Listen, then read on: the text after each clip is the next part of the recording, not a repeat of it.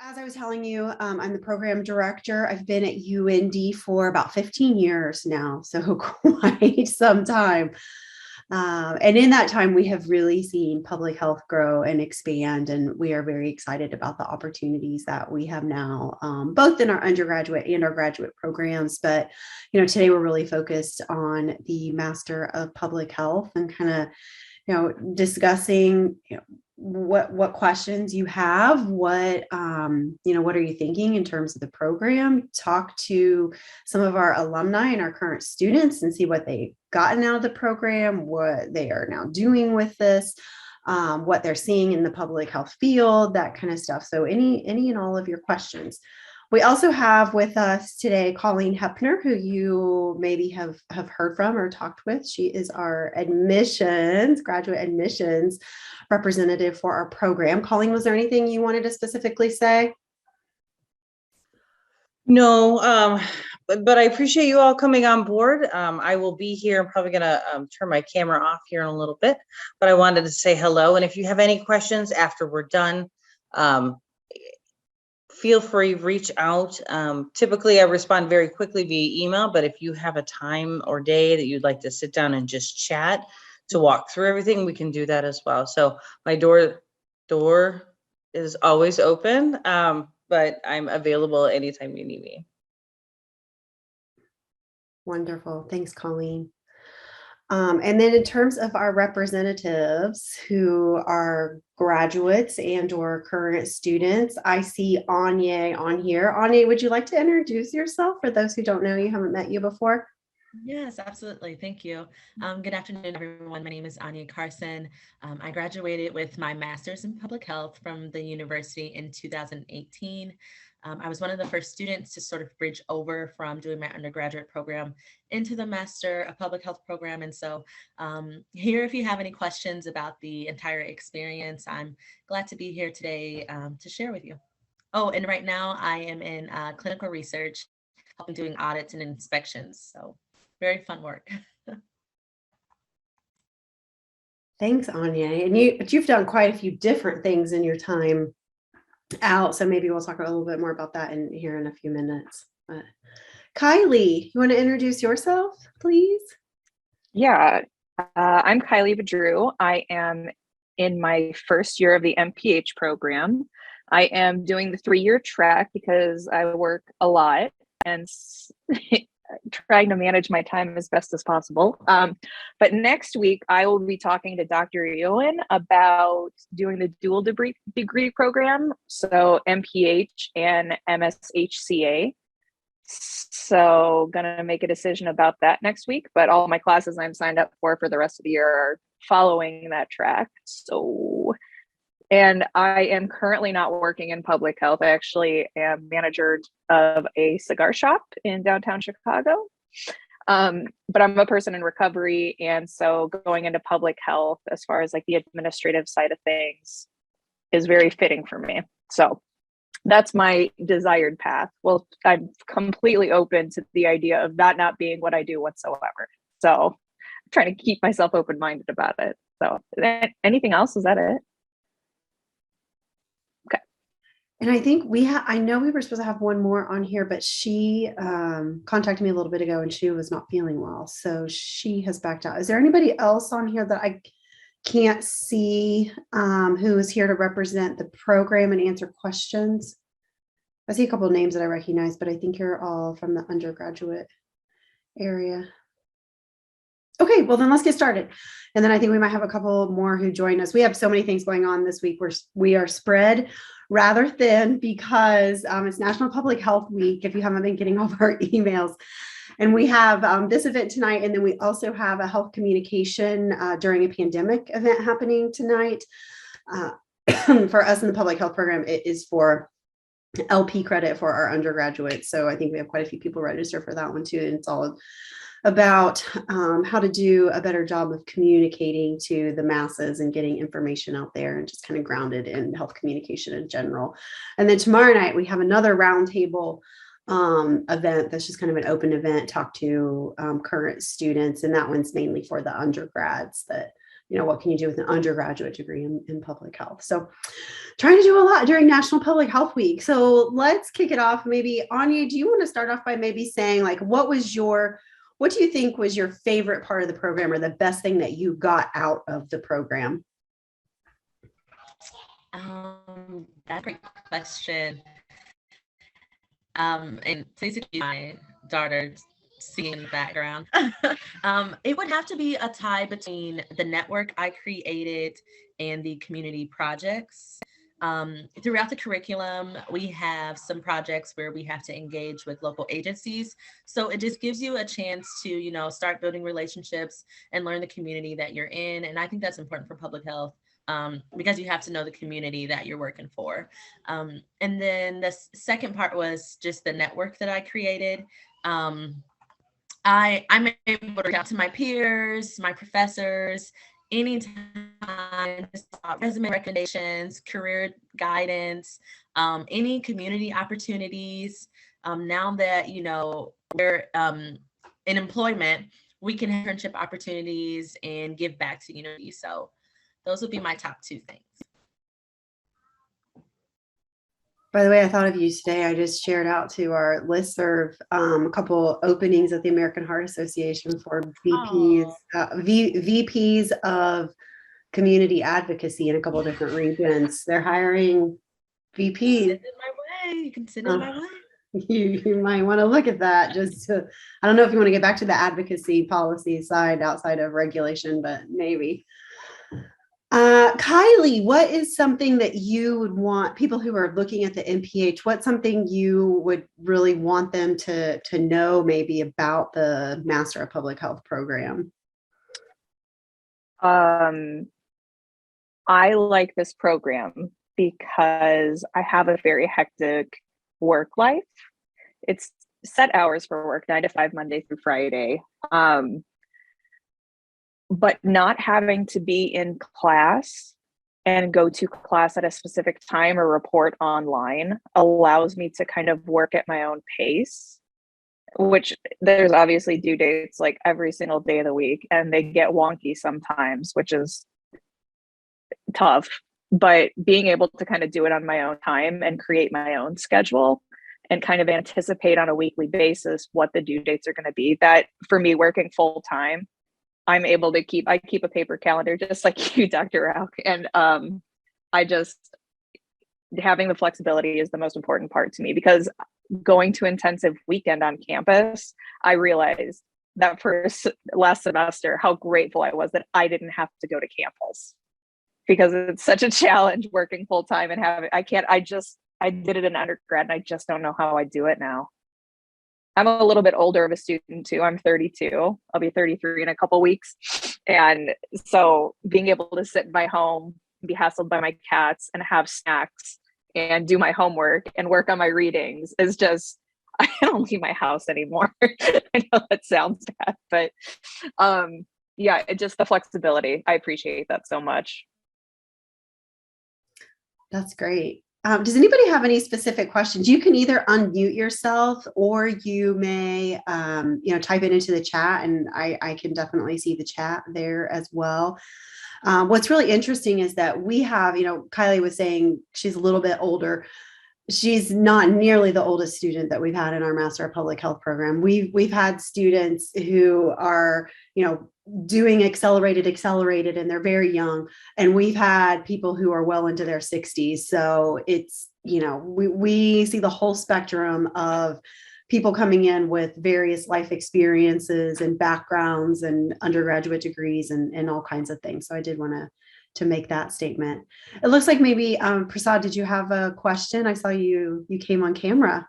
Yeah, look, like when I heard Kylie mentioning that she's she's having multiple things to balance, even I'm almost 37 and I have already I'm having 15 years of experience in the health insurance space. So I was just assuring there are so many such students who are balancing multiple things, and I find I'm already taking some of the courses, and I can handle those multiple things in my own time. I'm having my own schedule, So that really helps.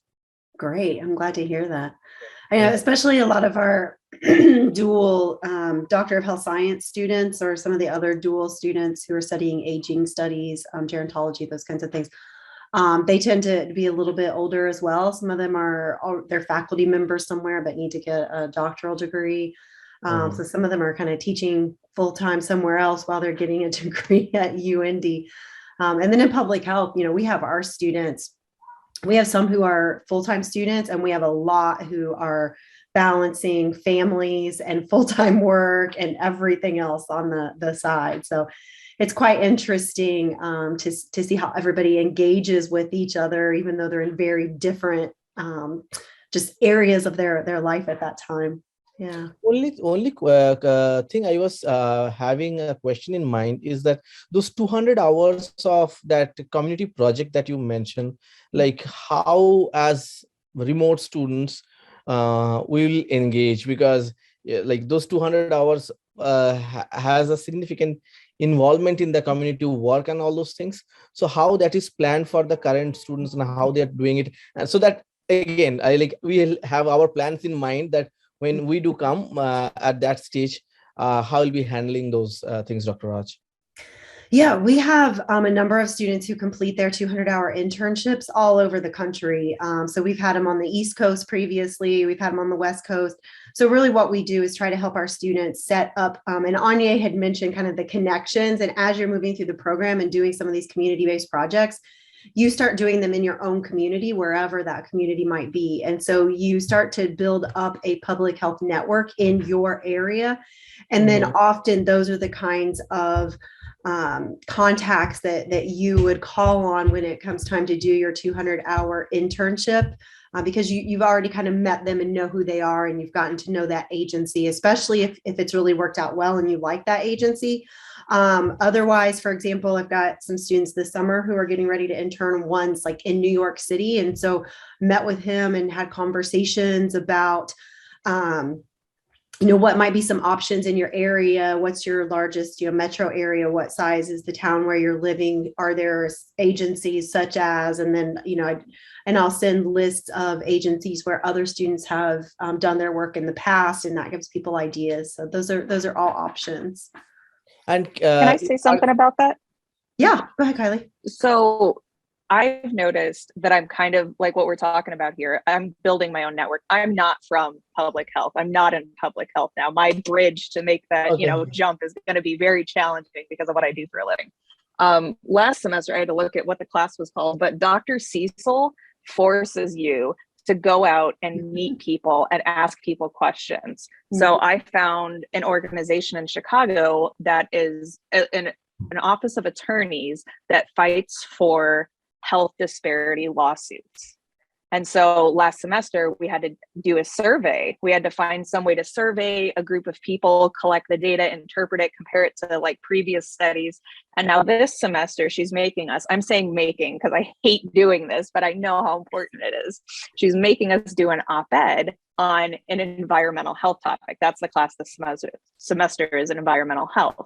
So we have to pick a cause that we care about in our community. I'm choosing accessibility to recycling and functionality of it. So I am reaching out to a hazardous waste recycling facility in my neighborhood, as well as like my local representative, to kind of get the conversations going. So through these projects, I'm like learning about different organizations that I didn't know existed.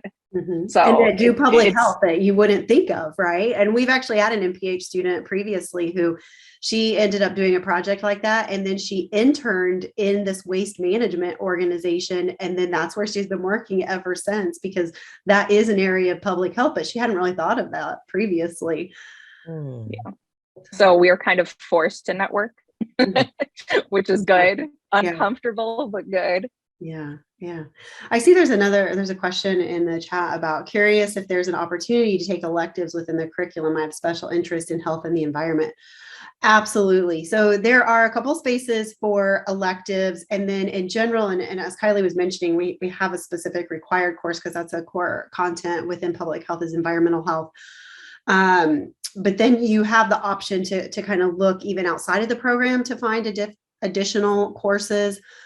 in that area. Or what you can do, and this is what a lot of our students do, is you take all these various different courses about different skills and components of public health, but you get to apply them in the area or to the population that interests you the most.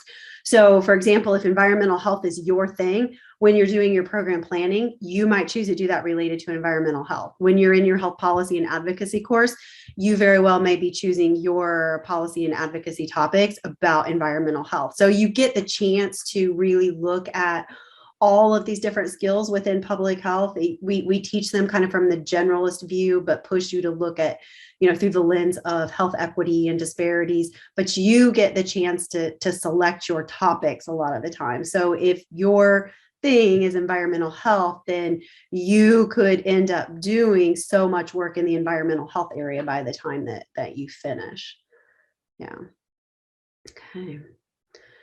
Other questions, things that you want to hear about or talk about? I see Caitlin. Yes. I have two questions. One, Kylie, if you don't mind me asking, are you full-time or part-time student this semester with working and everything? So I am on the 3-year track. The program is traditionally 2 years, I believe. Okay. And so last semester I had, 7 credits. And this semester I have 6 credits, but this semester is biostatistics, which might as well be 12 credits as far as I'm concerned. That is my life right now, is biostatistics. So that is what is manageable for me. Yeah. Now, because I'm thinking about adding on that extra degree, Mhm. I'm kind of beefing up over the summer. So instead of taking 1 class for 7 weeks, I'm going to take 2. So I might cry through that, but it's going to be fine. And then in the fall, I'm going to take 3 classes. So, and I'm just going to kind of feel it out, look at the syllabuses that the teachers put out and see if it's something I can handle or not. So, but I am fully aware when I need to dial back. That's a good thing to I know got this. too. Thank you. That was But a good it is- question. Yeah. And It's then- a balancing act, definitely. Mhm. Gotcha. My second question, Anya, you were talking about working like within your community and getting to know your community, but is there ways to like look at and learn about like more global cultures and cultures that you're not immersed in, so like you can learn from how other countries and areas are doing things? That's a great question. I think in order to even get your foot in the door, I would say, are you familiar with like IPHA or APHA or professional organizations such as those? Or We help get them acclimated to those once they get to the program, but unless you're in public health now, you may not have heard of those before. Yeah. Okay, so these are basically just public health professional groups that kind of help expand your network, your resources, and your skill set. And so if you're looking for something in the global realm, I would guess like a global or national public health professional organization would get your foot in the door. Mm-hmm, mm-hmm.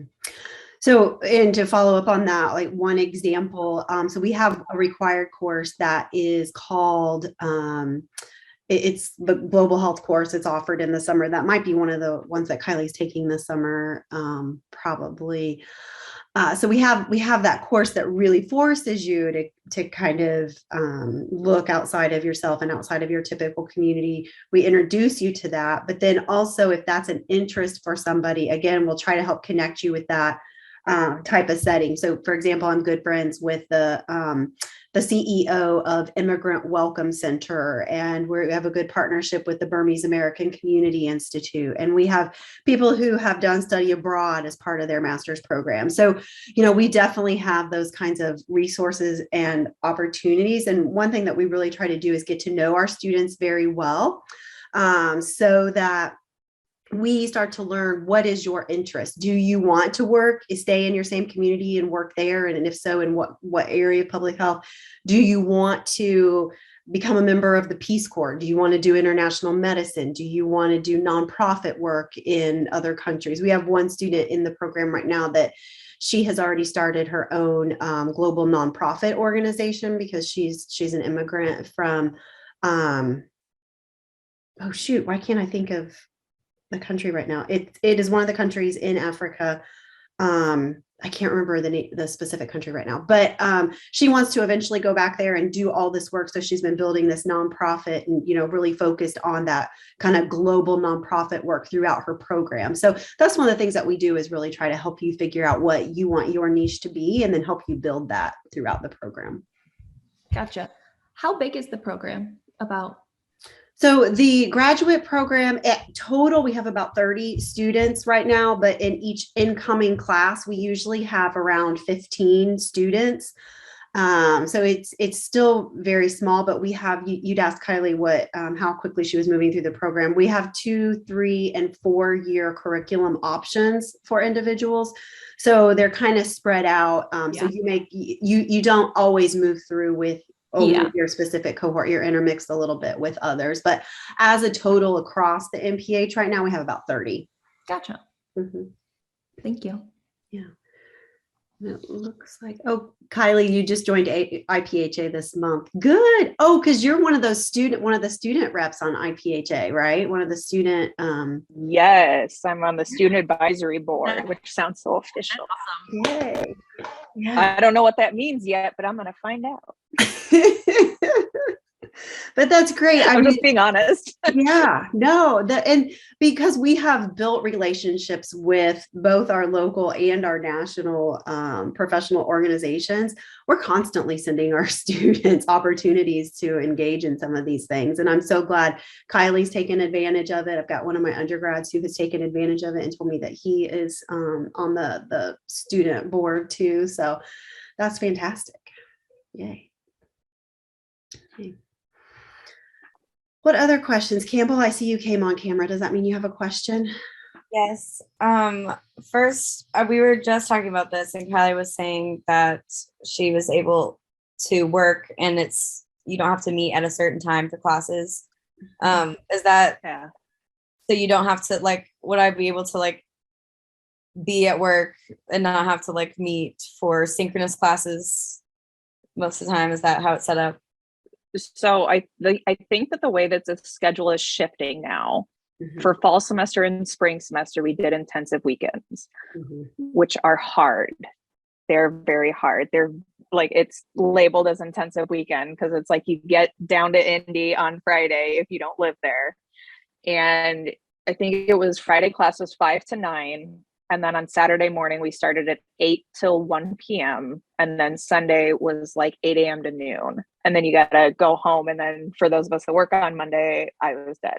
And then for spring semester, my second class did not have an intensive session because biostats was every single day. So it was 5 to 9 on Friday, 8 a.m. to 4 p.m. on Saturday, and then 8 a.m. to 1 p.m. on Sunday. So that's like 20 hours of biostats in 3 days. And that was rough. But so now in this coming fall semester, if I understand this correctly, we are going to be doing virtual sessions throughout the semester. And so there's already a schedule for what days we're going to be meeting and what times we're going to be meeting for each class. Some are on Tuesdays, some are on Thursdays, some are Saturday, Sunday, but all of the class numbers are listed for all of the dates. And it's all set up really nicely. So you have time to prepare for when you need to be involved in those. And they're generally evening. So if you're working full time, then you might have a couple hours of class one evening, a certain week or something. So maybe like 6 to 8 or something, you would have a synchronous meeting with everybody in your class. We heard feedback from our students that, gosh, this weekend, it is intense and it's exhaustive. and so it was kind of we listened to that feedback and we're going to try this different way and see how people like it and what feedback we get with having these, just kind of separated synchronous meetings spread across some evenings instead of the super intense weekend. But then I've already heard from one student that she's like, I still want to see people in person. So, our is it Lauren?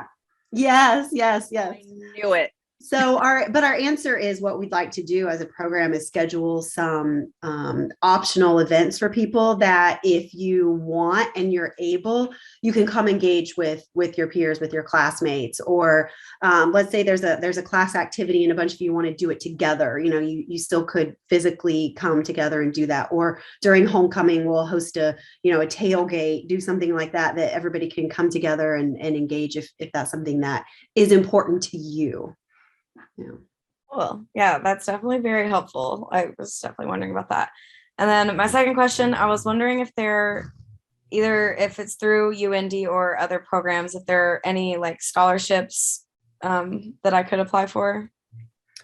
We do have graduate assistant positions. There are a couple of those. That's if you want to dedicate, 10 hours of time a week. In terms of just general scholarships, those tend to be more through like professional organizations and stuff. So if you're a member of, say, Indiana Public Health Association or American Public Health Association or Indiana Society for Public Health Education or the National SOFI, those professional organizations tend to have scholarship options. Okay, thank you. Yeah. Bronwyn, it looks like you came on camera. Did you have a question? I did, but Campbell asked it, so never mind. Okay, yeah. Any other questions from people who are on the call, or anything else to Anya and Kylie? And even those of you, because I see there are some of you on the call who are public health undergrads. It's the same faculty that you have. Our faculty teach both within the master's and the undergraduate program. And so you engage with the same faculty. So, any of you undergrads that are on the call as well, you could always say what you want to say about faculty, good, bad, and ugly. I could always plug my ears. No, just kidding. I think our faculty are great. So. I actually have a question. Anya, you're like graduated and professionally working, correct? Is that right? Yeah. What would be like or anyone, I guess that's like a grad, like almost done with the program, what would you say to yourself or someone that's about to start the program? Like, I wish I had known this, or like, here's a secret piece of advice, or something I learned the hard way, like something along those types of lines. That's a good question. That's a great question. I would just say be a sponge. I went in trying to narrow down what I wanted to do, and ended up doing everything from public policy, maternal health. I have done grant writing, reporting. So I would not limit yourself to only say, hey, I just want to do project management. When there's so much with public health you can do, it's really fun because you'll never be bored. So I would just say, be a sponge and try and learn as many skills as you can. Mm-hmm. Mm-hmm. I was also going to see if anyone had questions about the actual format or expectations of the online classes. It's it was strict when I was in the program. And so I don't know, Kylie, how you feel about it, but I thought there was like on Wednesday, you have an initial forum. There are 2 responses that are due by Friday. And then either on like Monday or Friday, you have a quiz. And then maybe on top of that, they'll throw a project in there. So Kylie, I didn't know if you had anything to add or if it changed. Oh yeah. So that's basically the gist of it. Everything gets released for each class typically on Mondays at 8 a.m. Mm-hmm. So my first thing I usually do on Mondays, I usually take like a half day at work. So instead of working till 5, I work till like 2 or 3 and just kind of get a head start on my week. I had to ask for what I needed from work, and that was hard. But that gives me just a couple extra hours to like set myself up for the week and like put myself in the mindset of like, okay, here we go. These are my expectations for the week. This is what I can do today. And then I don't do anything the rest of Monday, which is great. Because everything's due on Sunday, the day before. So Monday, everything gets released. You get an idea of what you're looking at for the week. Some weeks the discussion posts are a nightmare. And some weeks it's like, okay, cool. What do you think about this? There are a lot of discussion posts that require multiple citations. And so getting familiar with the library is really, really important, which during orientation, you'll get a very, very, very long lesson that is like just mind numbing about how to access information. But if you're already doing any kind of research, you kind of know how to like navigate like Medline and EBSCO and all of those. But they have a lot of resources at the library. And I've asked questions on multiple occasions about, you know, how I'm supposed to be doing something. Okay, Monday released. Usually there's a due date on a Wednesday or a Thursday for a discussion post. Then some posts are not due till Sunday and don't require responses. But then, okay, for like biostats right now, all of our information gets released on a Wednesday. And this week we have 2 discussion posts and a lab due. Last week, everything got released on Wednesday. We had an exam over the weekend, which was Friday, Saturday, Sunday, Monday. I put 10 hours in on Saturday on it and 10 hours in on Sunday on it, and then about 6 hours on Monday. And so that kind of week, it's like I try to get absolutely everything done at the beginning of the week for the other class so that I don't have to think about it Friday, Saturday, Sunday, Monday. So it's all about balance for that kind of stuff. So as long as you're keeping yourself organized, I have a paper planner so that I can scratch things out. I can see everything on one page for the week. I have all my readings written down. So first thing I do at the beginning of the semester is write everything in my from the syllabus into my planner. What pages we're going over, what the due dates are, putting stars by big projects that are going to take time. Even the weeks before those projects are due, writing notes and saying like, hey, you need to start thinking about this. But as long as you're keeping yourself organized, it's manageable. But once you lose that organization or you get thrown off a day, because life happens. Like my dad passed away last semester and life happens. Life does not stop happening. So keeping up on that stuff and communicating with professors, all of these professors are super understanding. My dad passed away and everybody, all of the professors I emailed, it was no problem. I got extensions for the things I needed. But if you don't communicate, then I actually have a post-it note written from orientation that says communicate. People are more understanding than you think. Yes. And so that is like the big thing in this program and how this program feels and how it works. Because it's a small program, you get to know your professors and they get to know you. And it's kind of nice. I like them being that accessible to me for when I do need help. I saw Dr. Spells this morning and then I was just messaging with her this afternoon. So I know I rambled a little bit, but if that gives kind of like a feel of small program, strict deadlines, but flexibility because there's a lot of understanding of the program too. There's life, right? We're all dealing with life. And so I think but you're absolutely right, Kylie. It's organization is key. And your faculty members are very upfront. You know, we try to really stick by the syllabus. We release all of your due dates and major assignments and all that early, so you can get started early on things if you need to. And then we're just understanding, you know, when things happen. I have yet to have a faculty member say, I'm not going to be flexible with this student. Or, I mean, they've contacted me and said, how do you think I best maybe could handle this or should handle this or what's reasonable here?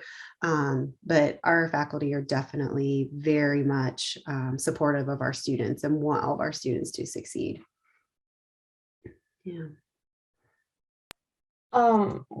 One question I have for like people that have transitioned like direct, well, I guess not directly, anyone can answer this question. How was the adjustment from being like in person, synchronized, the accountability of like a class, you have to designate this time to the class? How was that adjustment and your own like personal accountability? Not so much staying organized, like I know that's like the main critical component, but how was that adjustment to asynchronous for you guys? I can say that I absolutely do not like going to in-person class. So switching from online, I felt like I had so much freedom. I saved so much time. Honestly, I think I worked better because it was asynchronous. I picked the time my brain worked the best and knocked my work out. So I loved it. Mhm. Which is interesting because I always pegged you as you were always great in the face-to-face classroom. So as an undergrad, yeah. So when you transitioned, I wasn't sure how it would go with you, but you did great. I was really sold on doing an in-person program because that's where I did what I did for my undergrad. I got my undergrad at IUPUI. And so I just thought that that was what I needed because I needed to be able to focus. But have you ever taken an online class? Like an Yeah, undergrad? so my like grade and like anyone in college this transition had a very interesting experience because we were tainted with the idea of online classes being like Yeah. bombarded with random assignments and things like that. So when I think it was you that said the forums and the all this seems like, actually I think it was Anya, like it seems like a lot. That is my typical week now. So that transition I think will be easier. But I'm so worried about like that in-person contact because I am in an in-person undergrad now, and taking the online class was very hard to stay like accountable and like I said, well, like you said, staying and focused in class. Like I feel like I have to have designated time to do my work. Yeah. So I feel like almost too much freedom in the program. Like I'm worried about my own personal accountability with the asynchronous component. That was really random. Okay. Yeah, no, I know. But I totally understood everything you said. 100%. I am lucky because I was in sales and I was on the road and I managed 8 states in the Midwest territory. And so being able to balance my schedule with that, we're talking different cities every single night of the week, staying in different hotels and keeping myself organized that way. That has transitioned into this really well. I will say last semester, Lauren and I became very close. And so we were constantly checking in with each other. We were like accountability buddies. Mhm. And the truth is that her and I have kind of fallen apart a little bit this semester. We're just kind of like on different plans, like in our head. And I found somebody else. Don't tell her, Dr. Rauch. Okay, don't I tell her. won't tell her. She'll She'll be have, so like, sad. Kylie's cheating on you. She knows. She actually does know. We decided we couldn't work on group projects together after last semester. So we broke up. But so like for biostats, when I was doing orientation, everybody said that it was the hardest class of the entire program. And I can probably agree with that because a lot of us, I think, are social science people. And so we're used to talking about philosophy and perspectives and just all the natural order of things rather than the very scientific order of things. And so it was recommended that you find a buddy. So every Monday night, Sarah and I have worked on our group project together, and every Tuesday night we work on our weekly labs together. We are on 3-hour FaceTime sessions, and we are accountability buddies. Yesterday, I told her, I was like, can you read this document that Dr. Spell shared with us? Because I can't read anything right now. Like, will you read it and tell me if anything's due tonight? And then last night we worked on the lab together on FaceTime. So you'll find people in the program that like you vibe with and that can help keep you accountable.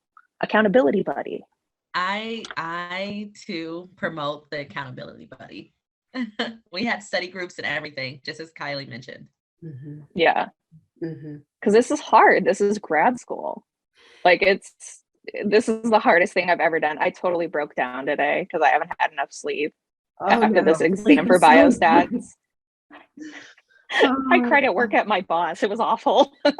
But it needed to come out because I'm in a much better mood now. But it's, having somebody there who's going through the same thing you're going through is just so important. And you'll meet people in orientation who understand like the weight of the program. Yeah. And especially people who are in your cohort together who are doing the same track as you are, who are working full time. Sarah might as well be working full time because she's a 3+1 student. So she's still finishing up her undergrad while doing grad stuff. She's got something like 16 credits or something. Yeah.